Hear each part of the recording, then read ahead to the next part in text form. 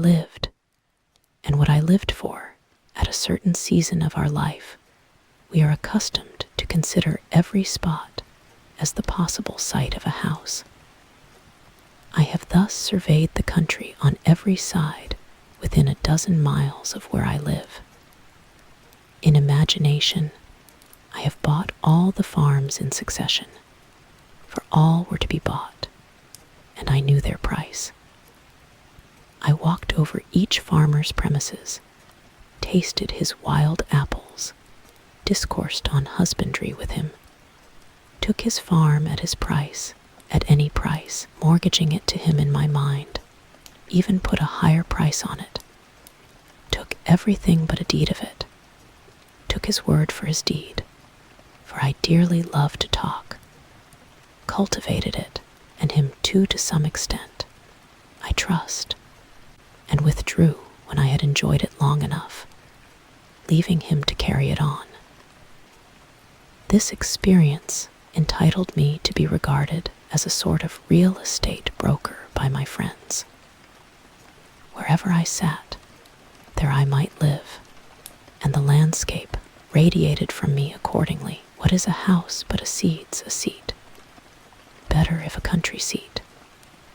I discovered many a site for a house not likely to be soon improved, which some might have thought too far from the village, but to my eyes the village was too far from it. Well, there I might live, I said, and there I did live for an hour, a summer and a winter life, saw how I could let the years run off, buffet the winter through, and see the spring come in. The future inhabitants of this region, wherever they may place their houses, may be sure that they have been anticipated. An afternoon sufficed to lay out the land into orchard, woodlot, and pasture, and to decide what fine oaks or pines should be left to stand before the door, and whence each blasted tree could be seen to the best advantage. And then I let it lie, fallow perchance, for a man is rich in proportion to the number of things which he can afford to let alone. My imagination carried me so far that I even had the refusal of several farms. The refusal was all I wanted, but I never got my fingers burned by actual possession. The nearest that I came to actual possession was when I bought the Hollowell place and had begun to sort my seeds and collected materials with which to make a wheelbarrow to carry it on or off with. But before the owner gave me a deed of it, his wife, every man has such a wife, changed her mind and wished to keep it, and he offered me $10 to release him. Now, to speak the truth, I had but 10 cents in the world, and it surpassed my arithmetic to tell if I was that man who had 10 cents, or who had a farm, or $10, or all together. However, I let him keep the $10 and the farm too, for I had carried it far enough, or rather, to be generous, I sold him the farm for just what I gave for it, and, as he was not a rich man, made him a present of $10, and still had my 10 cents, and seeds, and materials for a wheelbarrow left. I found thus that I had been a rich man without any damage to my poverty, but I retained the landscape, and I have since annually carried off what it yielded without a wheelbarrow. With respect to landscapes, I am monarch of all I survey. My right there is none to dispute. I have frequently seen a poet withdraw, having enjoyed the most valuable part of a farm, while the crusty farmer supposed that he had got a few wild apples only.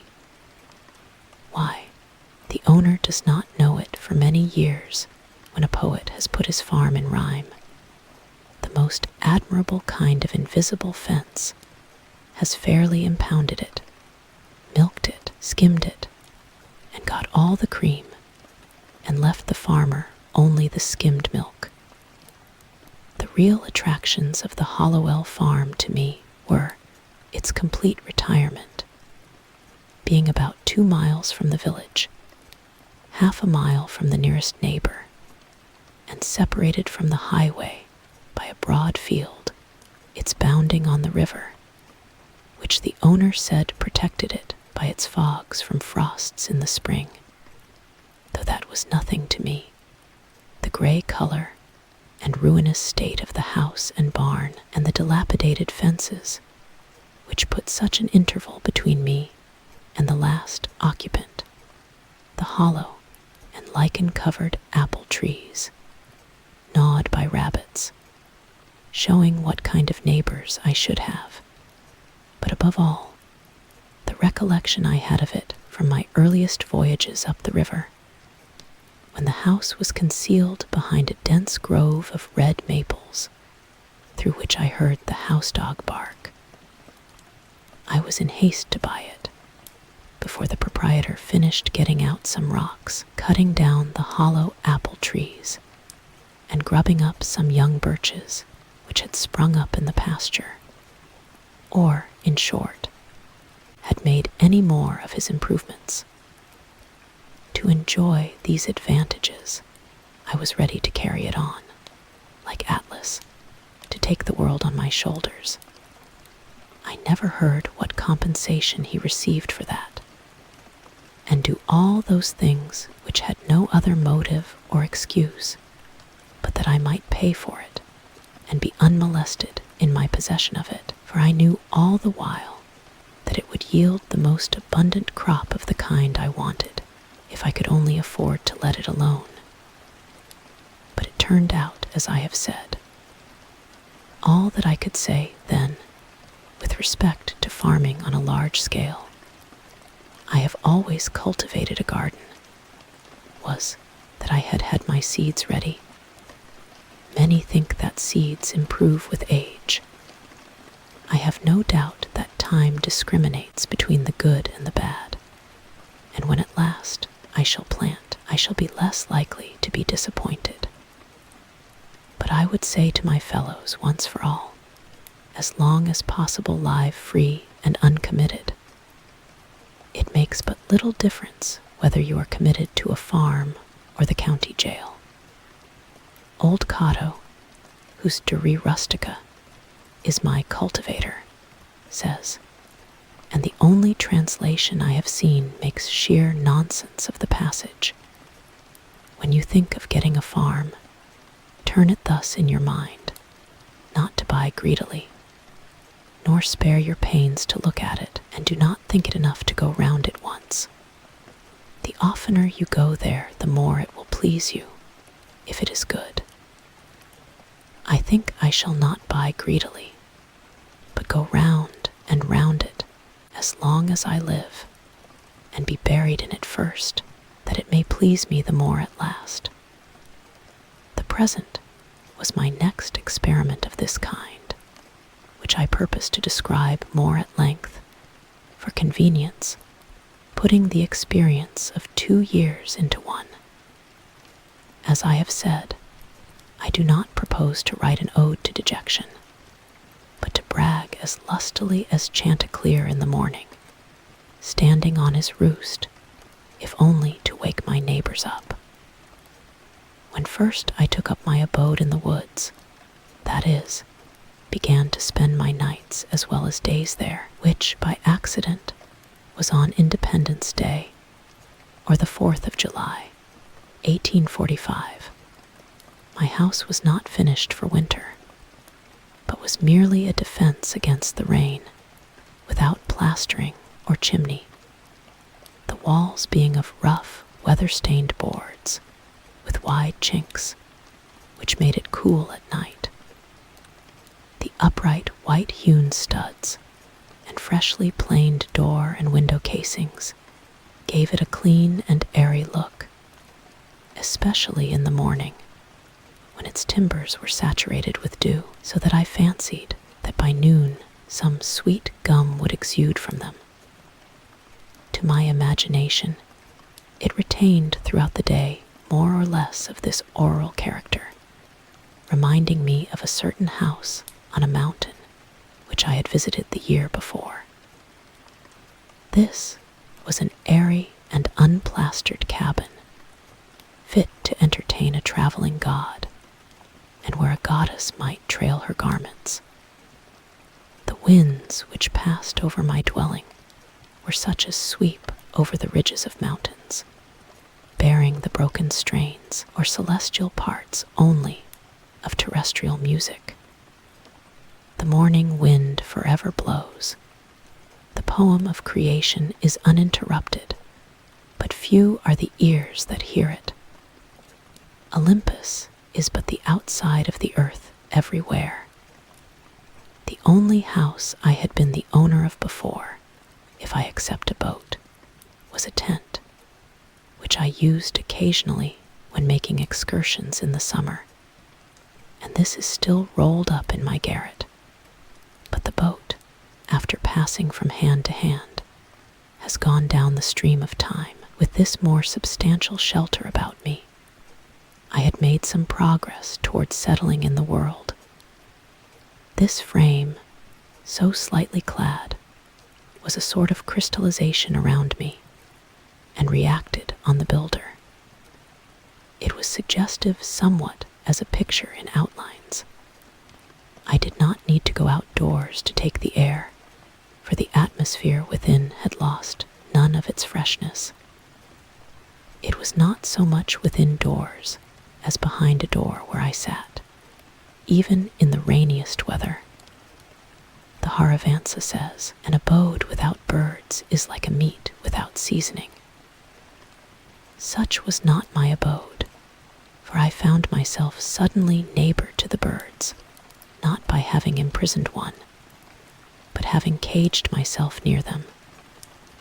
I was not only nearer to some of those which commonly frequent the garden and the orchard, but to those wilder and more thrilling songsters of the forest, which never or rarely serenade a villager.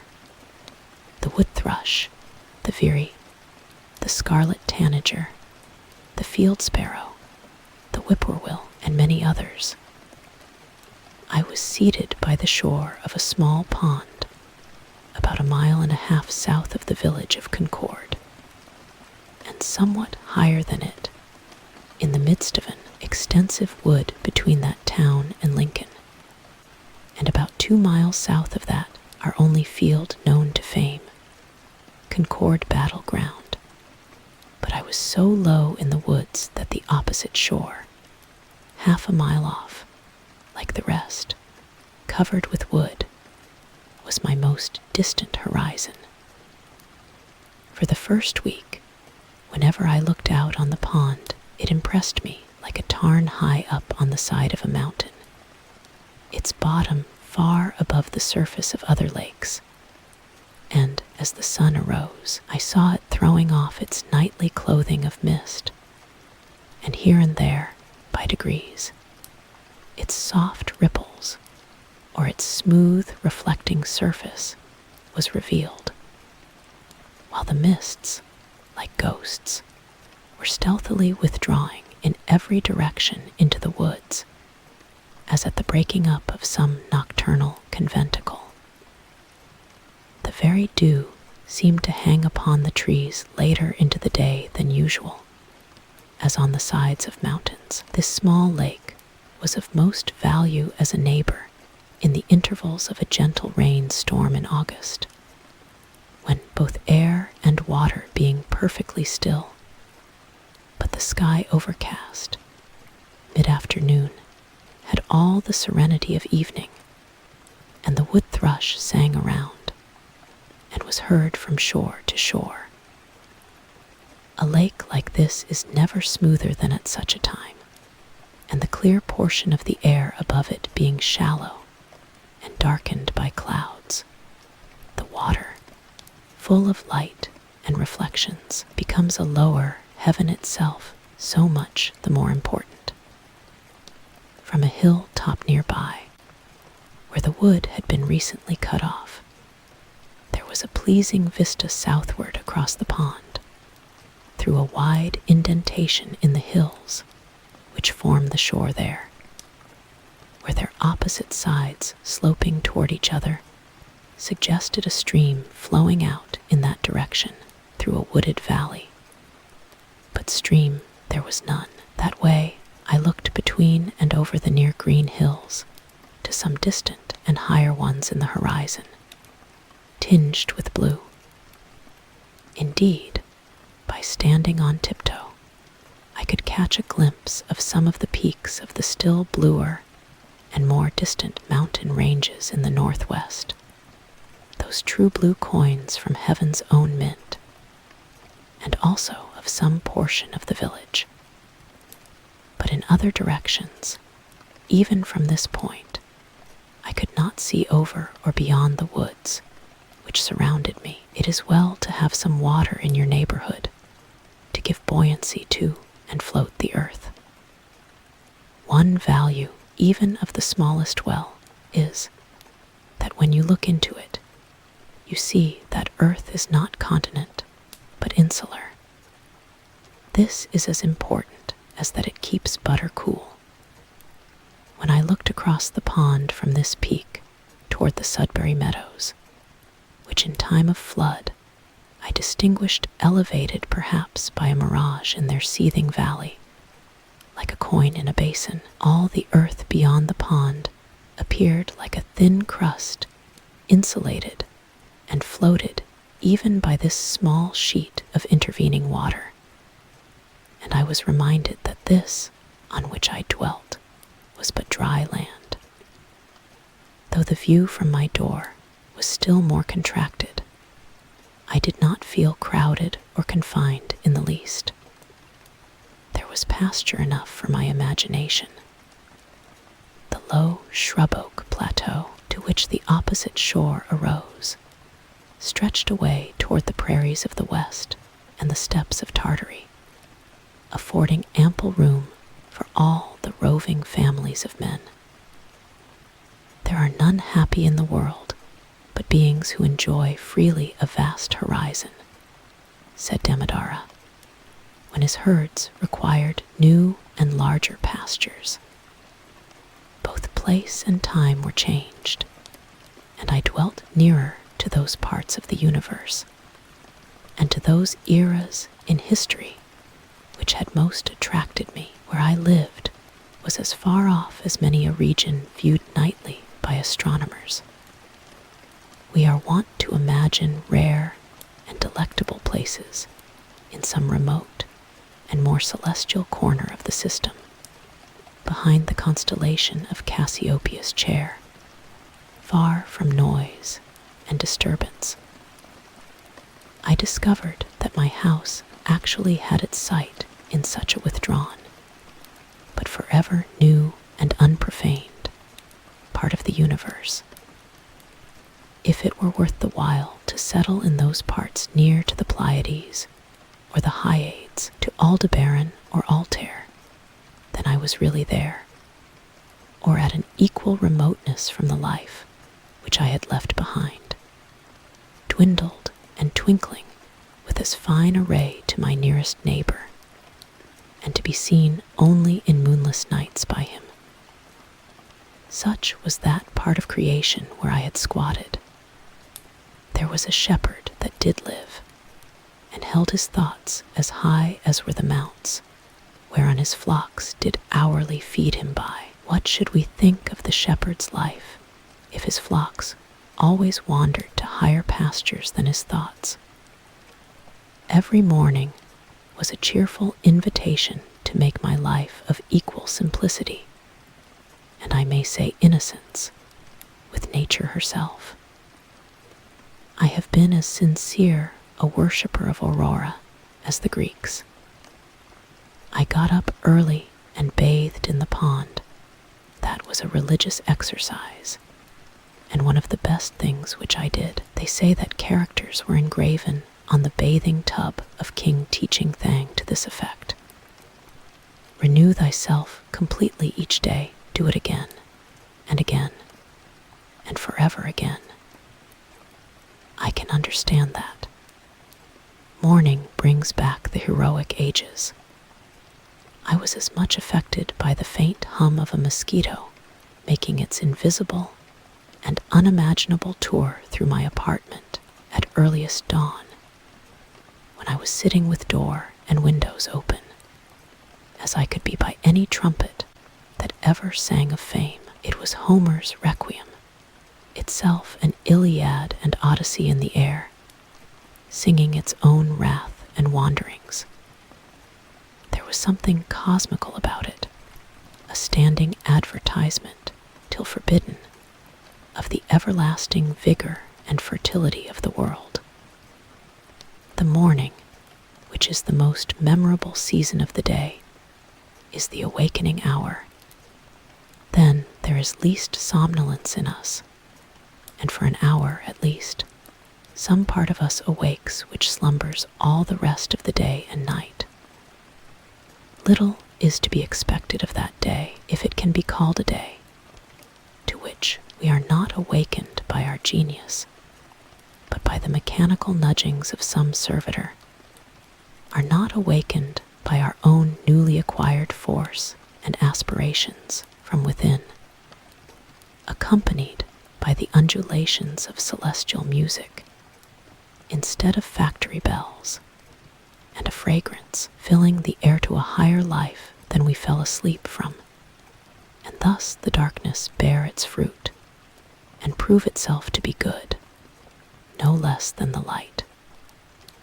That man who does not believe that each day contains an earlier, more sacred, and aural hour than he has yet profaned, has despaired of life, and is pursuing a descending and darkening way. After a partial cessation of his sensuous life, the soul of man, or its organs rather, are reinvigorated each day, and his genius tries again what noble life it can make. All memorable events, I should say, transpire in morning time and in a morning atmosphere. The Vedas say, all intelligences awake with the morning. Poetry and art, and the fairest and most memorable of the actions of men, date from such an hour. All poets and heroes, like Memnon, are the children of Aurora, and emit their music at sunrise. To him whose elastic and vigorous thought keeps pace with the sun, the day is a perpetual morning. It matters not what the clocks say, or the attitudes and labors of men. Morning is when I am awake, and there is a dawn in me. Moral reform is the effort to throw off sleep.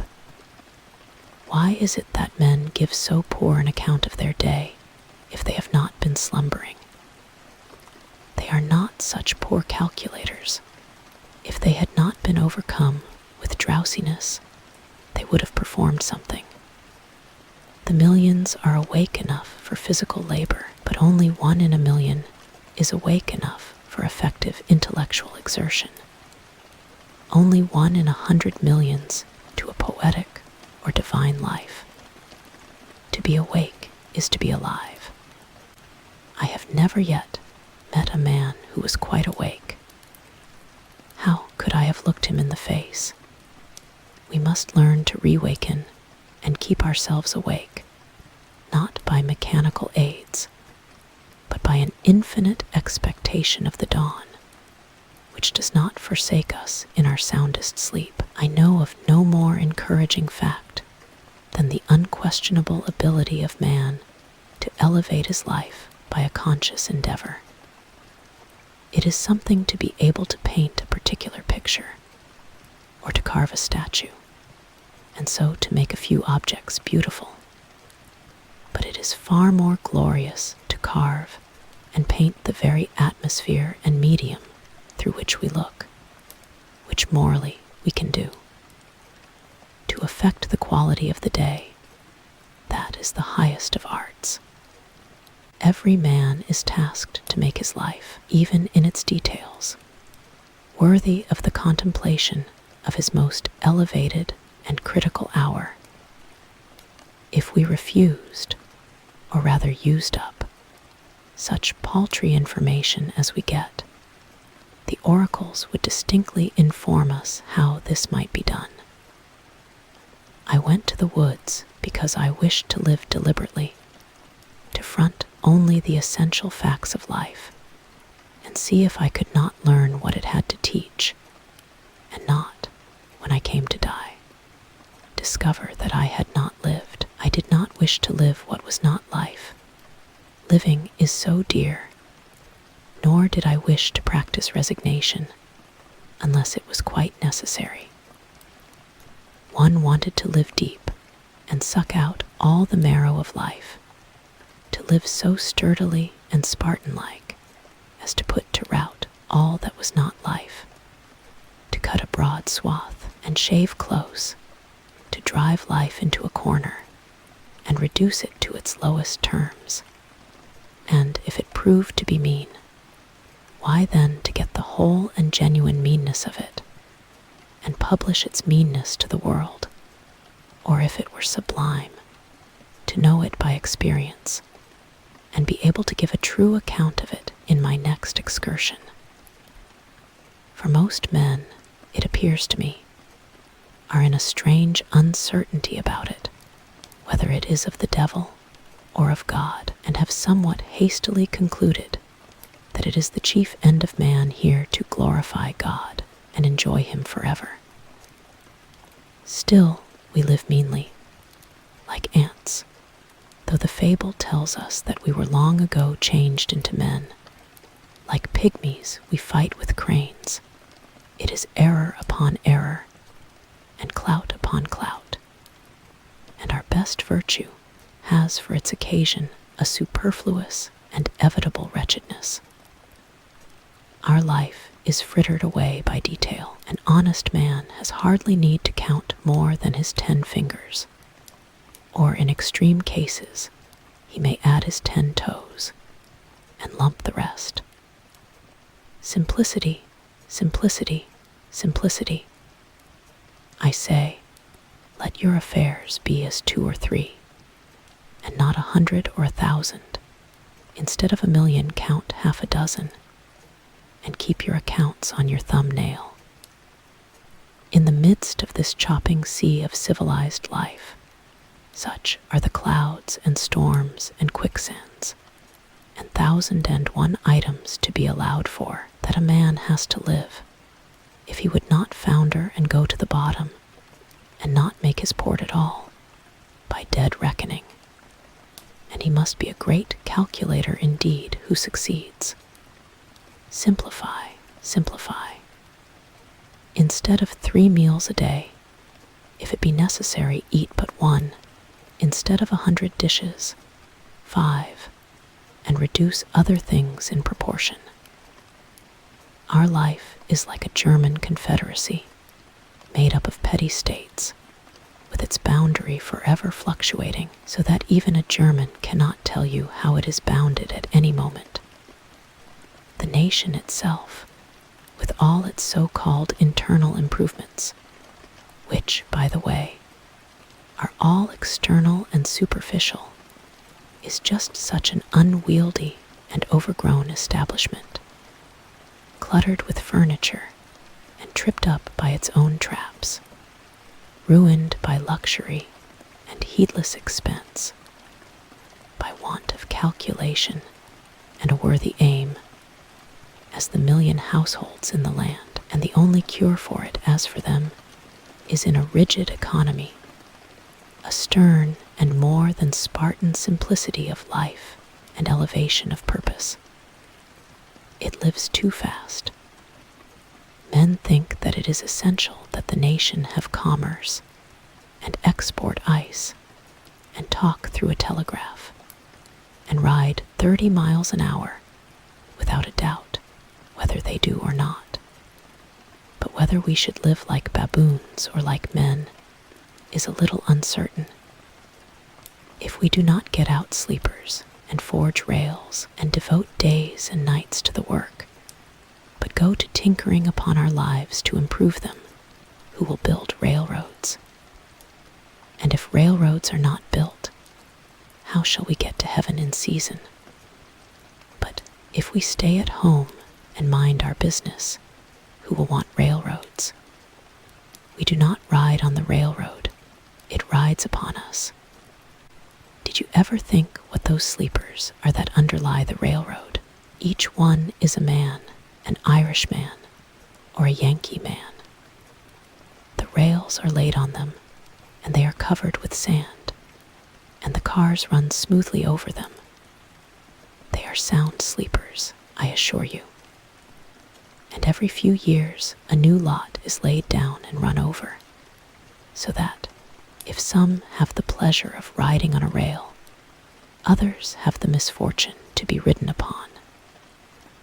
And when they run over a man that is walking in his sleep, a supernumerary sleeper in the wrong position, and wake him up, they suddenly stop the cars and make a hue and cry about it, as if this were an exception. I am glad to know that it takes a gang of men for every 5 miles to keep the sleepers down and level in their beds as it is, for this is a sign that they may sometime get up again. Why should we live with such hurry and waste of life? We are determined to be starved before we are hungry. Men say that a stitch in time saves 9, and so they take 1,000 stitches today to save 9 tomorrow. As for work, we haven't any of any consequence. We have the St. Vitus dance, and cannot possibly keep our heads still. If I should only give a few pulls at the parish bell rope, as for a fire, that is, without setting the bell, there is hardly a man on his farm in the outskirts of Concord, notwithstanding that press of engagements, which was his excuse so many times this morning, nor a boy, nor a woman, I might almost say, but would forsake all and follow that sound, not mainly to save property from the flames, but, if we will confess the truth, much more to see it burn, since burn it must, and we, be it known, did not set it on fire, or to see it put out, and have a hand in it, if that is done as handsomely, yes, even if it were the parish church itself. Hardly a man takes a half-hour's nap after dinner, but when he wakes he holds up his head and asks, "What's the news?" As if the rest of mankind had stood his sentinels. Some give directions to be waked every half-hour, doubtless for no other purpose, and then, to pay for it, they tell what they have dreamed. After a night's sleep, the news is as indispensable as the breakfast. Pray tell me anything new that has happened to a man anywhere on this globe, and he reads it over his coffee and rolls. That a man has had his eyes gouged out this morning on the Wachito River, never dreaming the while that he lives in the dark, unfathomed mammoth cave of this world, and has but the rudiment of an eye himself. For my part, I could easily do without the post office. I think that there are very few important communications made through it. To speak critically, I never received more than 1 or 2 letters in my life. I wrote this some years ago that were worth the postage. The penny post is commonly an institution through which you seriously offer a man that penny for his thoughts, which is so often safely offered in jest. And I am sure that I never read any memorable news in a newspaper. If we read of one man robbed, or murdered, or killed by accident, or one house burned, or one vessel wrecked, or one steamboat blown up, or one cow run over on the Western Railroad, or one mad dog killed, or one lot of grasshoppers in the winter, we never need read of another. One is enough. If you are acquainted with the principle, What do you care for a myriad instances and applications? To a philosopher, all news, as it is called, is gossip, and they who edit and read it are old women over their tea, yet not a few are greedy after this gossip. There was such a rush, as I hear, the other day at one of the offices to learn the foreign news by the last arrival, that several large squares of plate glass belonging to the establishment were broken by the pressure. News which I seriously think a ready wit might write at 12 a month or 12 years beforehand, with sufficient accuracy. As for Spain, for instance, if you know how to throw in Don Carlos and the Infanta and Don Pedro and Seville and Granada from time to time in the right proportions. They may have changed the names a little since I saw the papers, and serve up a bullfight when other entertainments fail.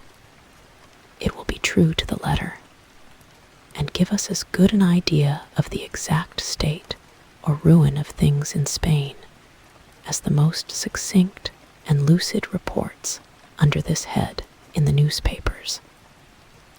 And as for England, almost the last significant scrap of news from that quarter was the Revolution of 1649. And if you have learned the history of her crops for an average year, you never need attend to that thing again, unless your speculations are of a merely pecuniary character. If one may judge who rarely looks into the newspapers, nothing new does ever happen in foreign parts, a French Revolution not excepted. What news? How much more important to know what that is which was never old. Q.P.U., great dignitary of the state of Y, sent a man to Count's-U to know his news. Count's-U caused the messenger to be seated near him, and questioned him in these terms: "What is your master doing?" The messenger answered with respect, "My master desires to diminish the number of his faults, but he cannot accomplish it."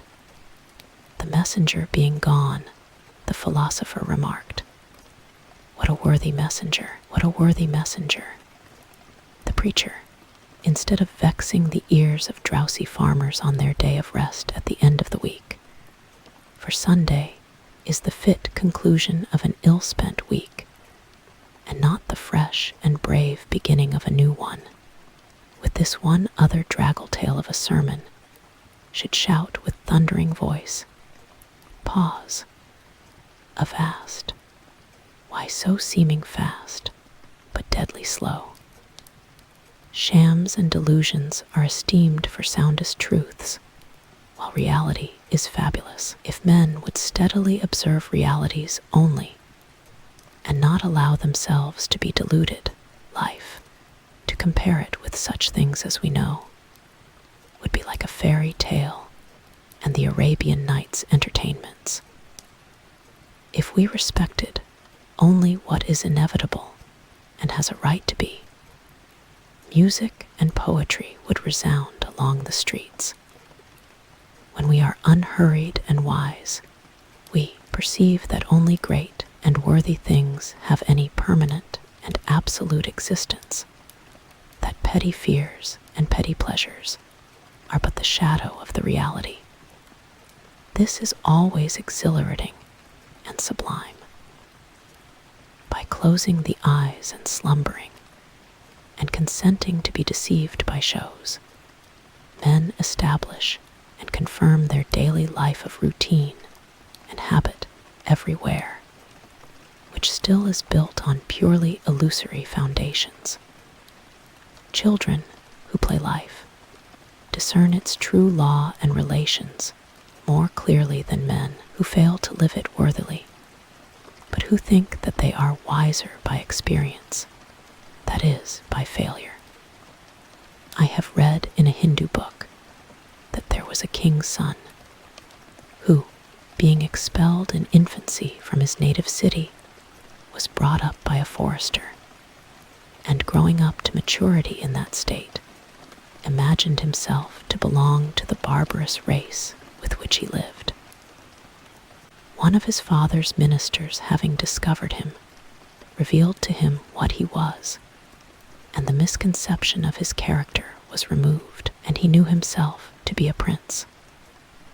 So soul, continues the Hindu philosopher, from the circumstances in which it is placed, mistakes its own character until the truth is revealed to it by some holy teacher, and then it knows itself to be Brahm. I perceive that we inhabitants of New England live this mean life that we do, because our vision does not penetrate the surface of things.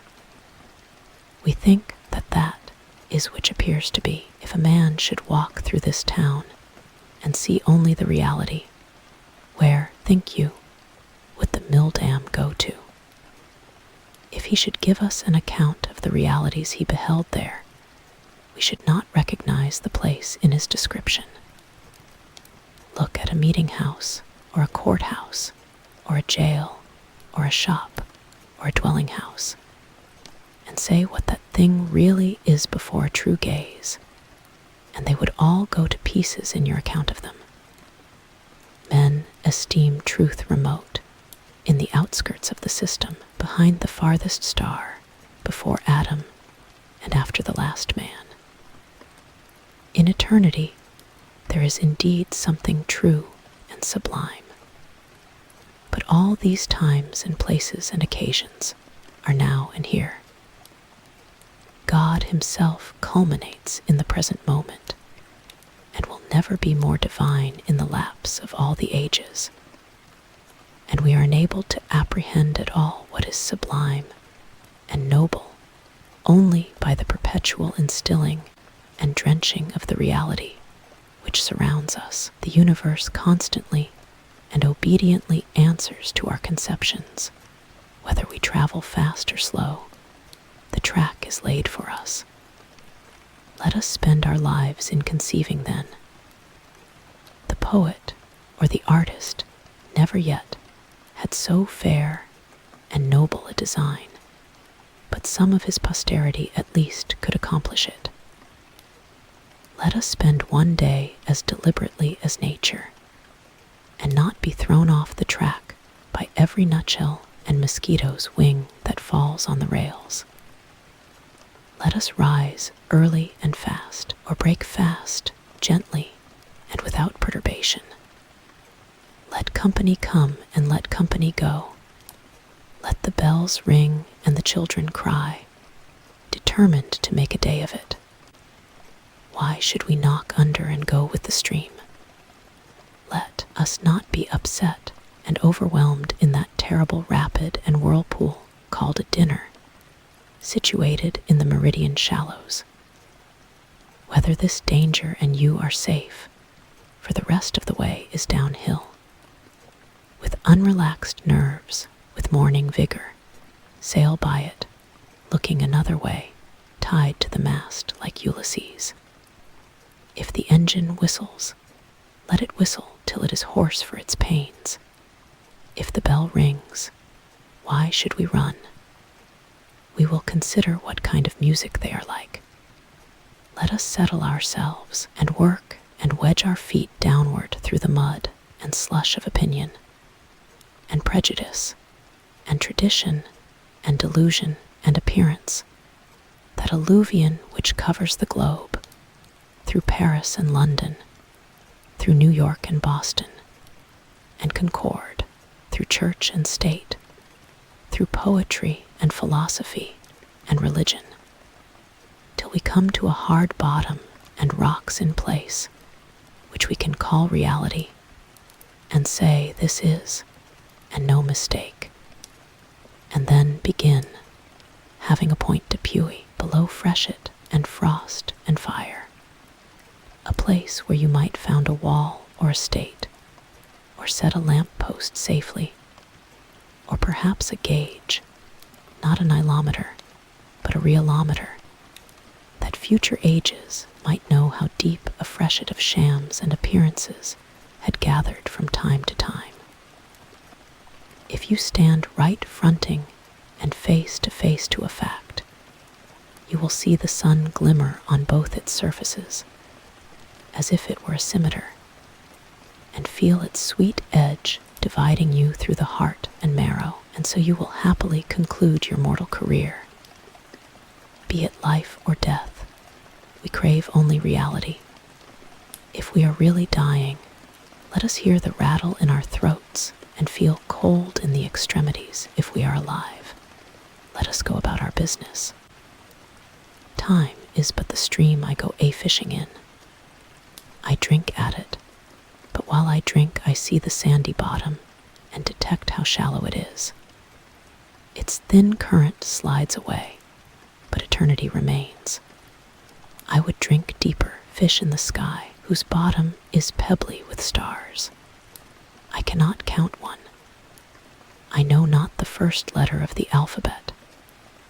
I have always been regretting that I was not as wise as the day I was born.